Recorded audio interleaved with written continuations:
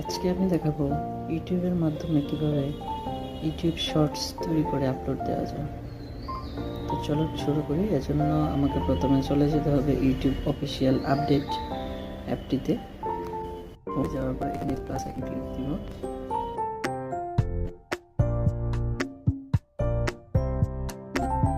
Image তৈরি করব। Image তৈরি করার একটা স্ক্রিপ্ট আমি নিয়ে নিয়েছি। এটা দিয়ে আমি যেটা সিলেক্ট করব সেটা দিয়ে ভিডিও তৈরি করব। দেখেন অনেকগুলো অপশন দিয়েছে আমাকে। তো আমি দ্বিতীয় নম্বরটা চুজ করলাম। তারপরে আছে ক্রিয়েট ভিডিও। ক্রিয়েট ভিডিওতে ক্লিক করে ভিডিও তৈরি শুরু হয়ে যাবে। অপেক্ষা করি।